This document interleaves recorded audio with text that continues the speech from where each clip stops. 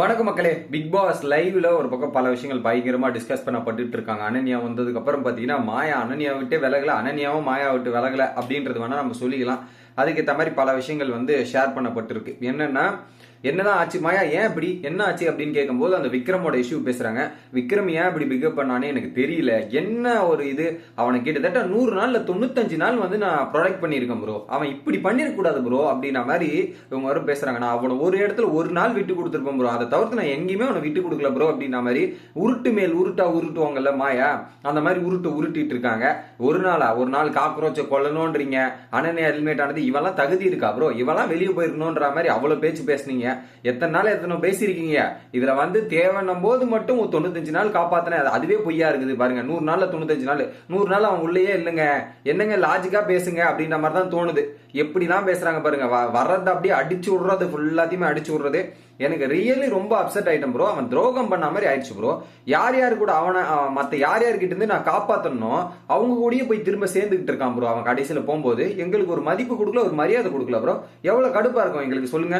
யார் யாரெல்லாம் யார்கிட்ட இருந்து காப்பாத்தணும்னு நினைச்சனோ அவங்க கூடயே சேர்ந்துக்கிட்டு கடைசி வாரத்துல போகும்போது எனக்கு எவ்வளவு டென்ஷன் ஆகும். பூர்ணிமாலாம் ரொம்ப ஹர்ட் ஆயிட்டாங்க ப்ரோ. நான் ரொம்ப டென்ஷன் ஆயிட்டேன், ஹர்ட் ஆயிட்டேன். என்ன பண்றது அப்படின்ற மாதிரி இருந்தது. என் வீட்டுல கூட தான் சொன்னாங்க. அதுக்கு நான் கேட்டு கம்முன்னு இருந்தேன். அப்பெல்லாம் இல்ல நான் பேச செஞ்சல. அதே மாதிரி அவன் பேசியிருக்கலாம்ல. என்ன ப்ரோ இது, அவன் இது மாதிரி பண்ணிருக்குவான்னு நான் எதிர்பார்க்கல அப்படின்ற மாதிரி ஒரு பக்கம் மாயா அவங்க ஆதத்தை தெரிவிக்கிறாங்க. எங்க வீட்டுல சொல்றாங்க, அவங்க தங்கச்சி சொல்றாங்க, அவங்க இதுவா சொல்றாங்க. நீங்க பின்னாடி என்னென்ன பண்ணீங்கன்றது உண்மையை தானே சொன்னாங்க, பொய்யா சொன்னாங்க? உண்மையை சொன்னதுக்கு அப்புறம் அவன் எடுக்கிற முடிவு அவனோட டிசிஷன். வீடா ஃப்ரெண்டா அப்படின்றது அவன் முடிவு பண்ணான்.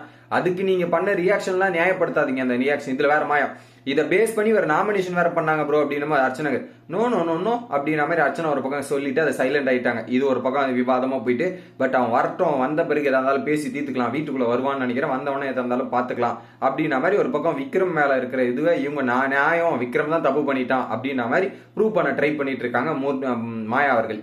இது ஒரு பக்கம் நடக்குது. இன்னொரு பக்கம் பாத்தீங்கன்னா வெளியே இவங்க போய் பார்த்த இன்சிடென்ட்லாம் ஒரு சில விஷயங்கள் சொல்றாங்க. ஃபார் எக்ஸாம்பிள் அந்த மாயா பண்ண டான்ஸா இருக்கட்டும், அதுக்கப்புறம் நீங்க பண்ண ஒரு சில விஷயங்கள்லாம் எடுத்து இவங்க என்னென்ன எபிசோட்ல பார்த்தாங்களோ அந்த ஹைலைட், பணப்போட்டி மேட்டர்ல இருந்து என்னென்ன ஹைலைட்டான விஷயமோ எல்லாத்தையுமே ஓப்பனா சொல்லிட்டு இருக்காங்க.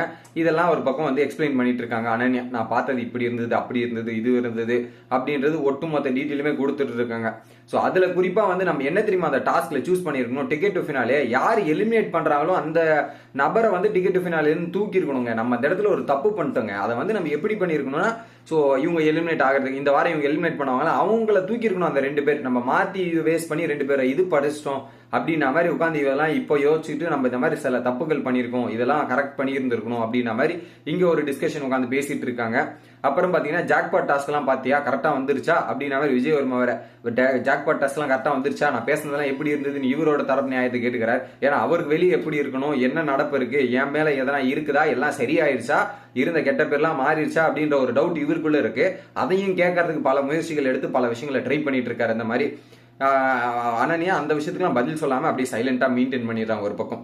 அடுத்ததா பாத்தீங்கன்னா இதை பத்தியும் கேட்கறாங்க. சோ நேத்து கூட ஒரு டாஸ்க் வச்சாங்க ப்ரோ, ப்ரூட்டல் அட்டாக் பண்றாங்க ப்ரோ. எல்லாருமே ப்ரூட்டல் பண்ணிட்டாங்க. விஜய் எல்லாம் ஒண்ணு கூட இல்ல, உடனே சொல்றாரு மனசுல இருக்கிறதெல்லாம் கொட்டிட்டேன் ப்ரோ, இதுதான் டைம் சுச்சுவேஷன், மொத்தத்தையும் கொட்டி காலி பண்ணிட்டேன், என்ன பண்றதுன்னு தெரியல அப்படின்ற மாதிரி சொல்றாங்க. மாயா ப்ரூட்டல் பண்றாங்க ப்ரோ. எல்லாம் நான் அந்த மாதிரி ப்ரூட்டலே பண்ணல ப்ரோ, ப்ரூட்டலே பண்ணல, நான் நியாயமா பேசியிருக்கேன் அப்படின்ற மாதிரி சொல்றாங்க.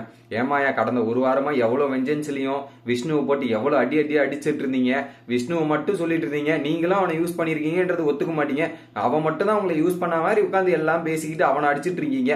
இப்போ ப்ரூட்டல் பண்ணல, இது பண்ணல, நான் நியாயமானவன்ற மாதிரி பேசுறீங்க பாத்தீங்களா. இதுல அதான் காமெடியாவும் ஃபன்னாவும் இருக்கு அப்படின்ற மாதிரி தான் எனக்கு தோணுது.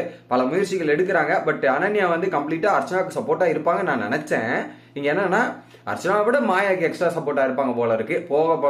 போற போக்க பார்த்தா அப்படிதான் தெரியுது. மக்களே உங்களோட கருத்து என்ன அப்படின்றத கமெண்ட் பண்ணுங்க. நிறைய கமெண்ட்ஸ் தொடர்ந்து வந்துகிட்டே இருக்கு. மொபைல் நம்பர் ஒர்க் ஆகல, ஓட்டிங் நம்பர் ஒர்க் ஆகல அப்படின்ற கமெண்ட்ஸும் நம்ம நிறைய பார்க்க முடியுது. ஸோ அதை கண்டினியூவா நீங்க ட்ரை பண்ணிட்டே இருங்க. ஏன்னா பிஸியா இருக்கும் லைன். எத்தனையோ பேர் கால் பண்ணும்போது பிஸியா இருக்கும் லைனு.